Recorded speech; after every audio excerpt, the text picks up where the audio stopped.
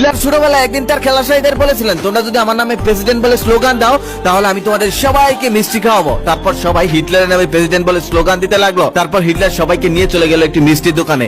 সেখানে যাওয়ার পর সবাইকে পেট ভর্তি করে মিষ্টি খাওয়ালো। মিষ্টি খাওয়া শেষ হলে হিটলার যখন তাদেরকে নিয়ে চলে আসতে লাগলো, ঠিক সেই সময় মিষ্টির দোকানদার তার কাছে মিষ্টির বিল চাইলেন। হিটলার তখন তাকে বলেন, দেখছো না সবাই আমার নামে প্রেসিডেন্ট বলে স্লোগান দিচ্ছে, তো একজন প্রেসিডেন্ট কখনো মিষ্টি খেয়ে টাকা দেয় না। এই বলে সেখান থেকে চলে আসছিল। তারপর পরবর্তীতে যখন হিটলার জার্মানির প্রেসিডেন্ট হয়, একজন সাংবাদিক তাকে জিজ্ঞেস করেছিলেন, মিস্টার হিটলার, প্রেসিডেন্ট হিসেবে আপনার সর্বপ্রথম কাজ কি? প্রেসিডেন্ট হিসেবে আপনি সর্বপ্রথম কোন কাজটি করবেন? হিটলার তখন হাসতে হাসতে এই গল্পটি বলেন আর বলেছিলেন, প্রেসিডেন্ট হিসেবে আমার সর্বপ্রথম কাজ হলো আমি সেই মিষ্টির দোকানে মিষ্টির বিল পরিশোধ করব, যে মিষ্টির দোকানে ছোটবেলায় আমি বন্ধুদের নিয়ে মিষ্টি খেয়ে মিষ্টির বিল দেইনি। বিভিন্ন লেখকের লেখা থেকে এটাই বর্ণনা পাওয়া যায় যে হিটলার 1914 সালে বিশ্বযুদ্ধের সময় একজন সৈনিক ছিলেন। পরবর্তীতে লেবার পার্টিতে যোগ দেন। এক বছরের মাথায় মেধার জোরে লেবার পার্টির প্রধান হয়ে যান। তারপর লেবার পার্টির নাম পরিবর্তন করে নাৎসি পার্টি রাখা হয়। হিটলার লেবার পার্টির প্রধান হওয়ার পর থেকে এই দলের জনপ্রিয়তা আরো বাড়তে থাকে। তারপর লেবার পার্টির বিরোধীরা হিটলারকে এর জন্য 1 বছর জেলও খাটায়। 1 বছর জেল খাটার পর হিটলার যখন জেল থেকে বেরিয়ে আসেন,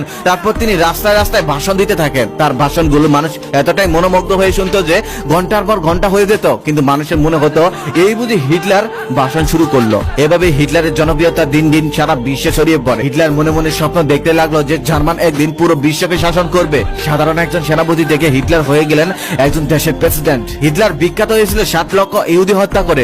তবে হিটলার একজন ইহুদিকে হাতের কাছে পেয়েও হত্যা করেনি। তিনি ছিলেন তাদের পারিবারিক ডাক্তার। তার বাবা মারা যাওয়ার পর ওই ইহুদি ডাক্তারটা তার পরিবারকে ফ্রিতে চিকিৎসা দিতেন, তাই উনি ওই ইহুদিকে নাম দিয়েছিলেন পবিত্র ইহুদি। হিটলার যখন ইহুদি হত্যায় মেতে ওঠেন, একে একে 7 লক্ষ ইহুদিদেরকে গ্যাস চেম্বারে বন্দি করে মেরে ফেলেন, তখন পুরো বিশ্বের মানুষ হিটলারের দিকে আঙুল তুলেছিলেন। হিটলার তখন বলেছিলেন, আমি চাইলে সমস্ত ইহুদি হত্যা করতে পারতাম, তবে কিছু ইহুদি শুধু রেখে গেলাম এই জন্য যাতে পুরো বিশ্ব একদিন দেখতে পারে আমি কেন ইহুদি হত্যায় মেতে উঠেছিলাম। টাইটানিক জাহাজের মৃত্যু যেমন বরফের আঘাতে, ঠিক তেমনি হিটলারের মূল শক্তির মৃত্যু ওই বরফের কারণেই। হিটলার যখন রাশিয়াতে আক্রমণ করেন, হিটলার তখন জানতেন না যে রাশিয়াতে রাতের বেলায় তাপমাত্রা হিমাঙ্কের নিচে নেমে যায়। যখন তিনি রাশিয়াতে প্রবেশ করেন, তখন রাতের বেলা তুষারপাতের কারণে 1 লক্ষ সৈনিক মৃত্যুবরণ করেন। হিটলার একজন কিলিং মেশিন হলেও তার জীবনে প্রেম এসেছিল।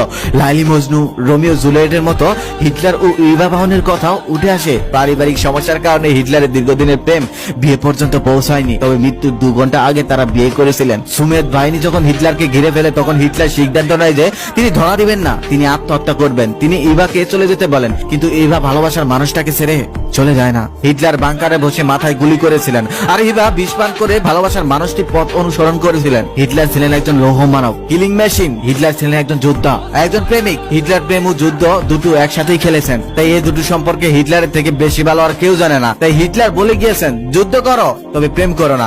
যুদ্ধ করলে হয়তো তুমি বাঁচবে, নয়তো তুমি মরবে, আর প্রেম করলে না পারবে বাঁচতে, না পারবে মরতে। ওই সময় হিটলারকে পুরো বিশ্বের মানুষ খারাপ বলেছিল শুধুমাত্র ইহুদিকে গণহত্যা করার কারণে। তবে একটা সময় পর মানুষ ঠিকই বুঝতে পেরেছে হিটলার কেন বা কিসের জন্য ইহুদিদেরকে এভাবে গণহত্যা করেছিল। হিটলার যে কিছু ইহুদিদেরকে রেখে গিয়েছিল, সেই ইহুদিরাই আজকে ভাইরাস হিসেবে পৃথিবীতে বেঁচে আছে। আজকে পৃথিবীর মানুষ বুঝতে পারে হিটলার কেন ইহুদি হত্যায় মেতে উঠেছে।